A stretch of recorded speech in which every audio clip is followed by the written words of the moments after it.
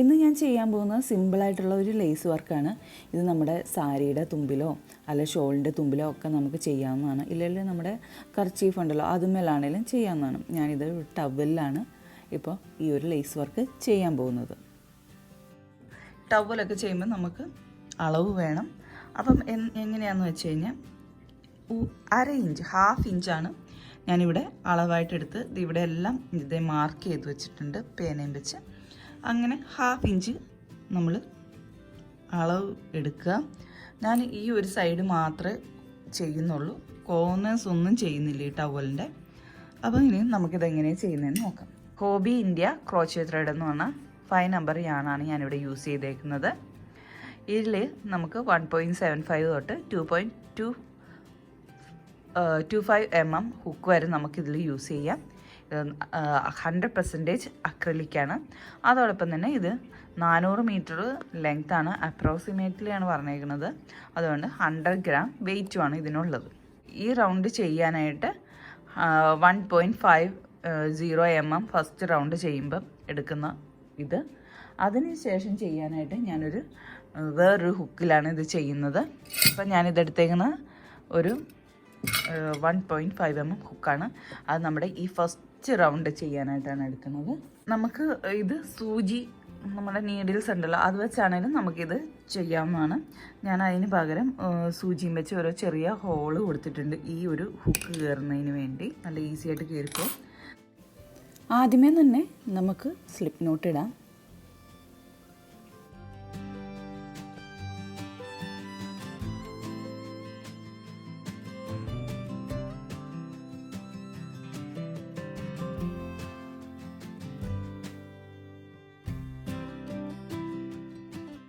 എന്നിട്ടാണ് ഞാൻ പുറത്തേക്ക് വന്ന് എടുത്തിട്ടുണ്ട്.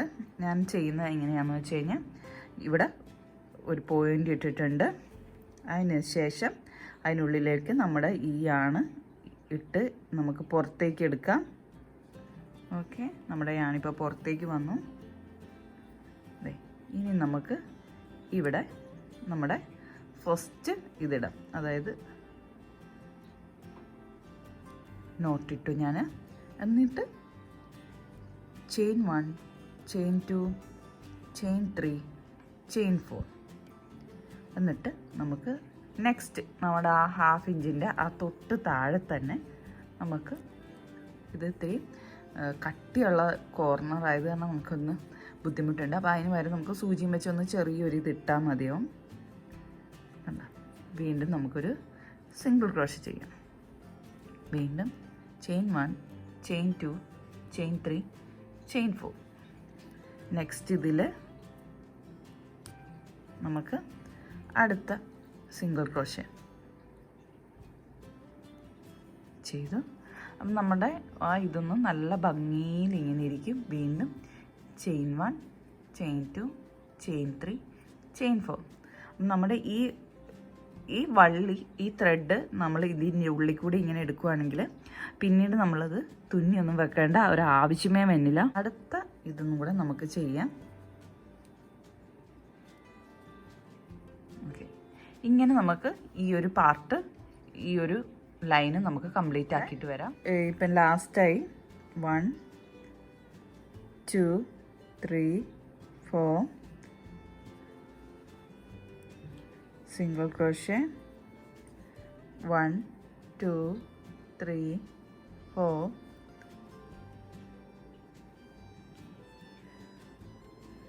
Single crochet.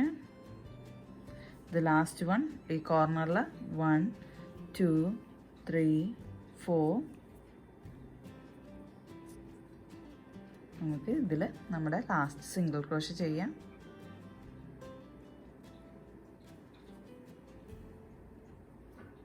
ഓക്കെ, നമ്മൾ ഇതിവിടെ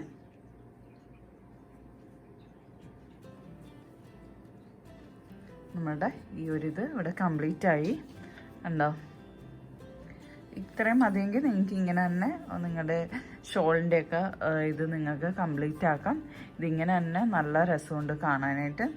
ഇനി ഞാൻ ഇത്രയും നേരം ചെയ്തിരുന്ന ഇതെന്ന് പറഞ്ഞാൽ 1.50 mm ഹുക്കായിരുന്നു.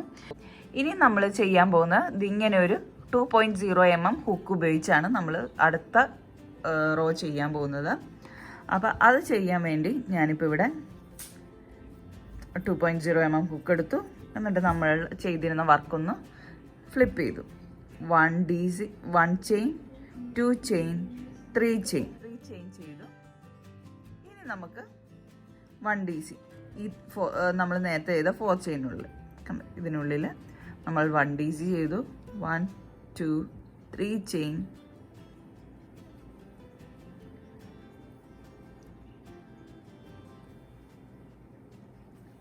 2 DC. ഇനി നമുക്ക് നമ്മുടെ ഈ ഒരു പോർഷനിലേക്ക് പോകാം. എന്നിട്ട് നമുക്ക് അവിടെയും പോയി ഒരു 2 DC,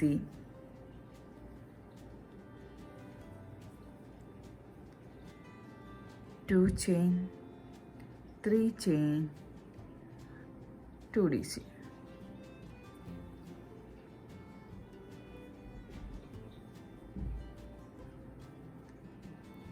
വീണ്ടും നെക്സ്റ്റ് ഈ ഒരു 4 ചെയിൻ്റെ പോയിന്റിലേക്ക് പോകാം. അവിടെയും നമുക്ക് 2 DC, 3 ചെയിൻ, 2 DC ചെയ്യാം.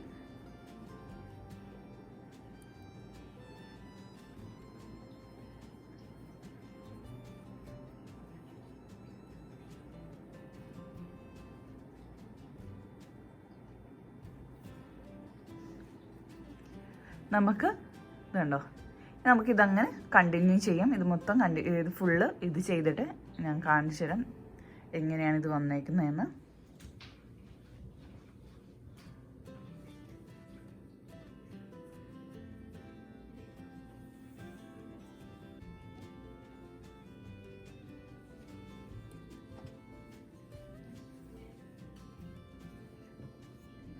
നമ്മളിവിടെ ഇത് ഫിനിഷ് ചെയ്യുകയാണ്. ഇത്രയും നമ്മൾ ചെയ്യുന്നുള്ളൂ.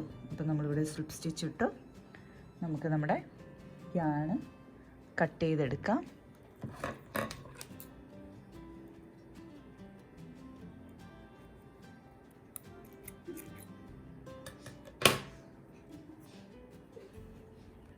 എന്താ ഭയങ്കര സിമ്പിളായിട്ടുള്ള ഒരു പാറ്റേൺ ആണ്.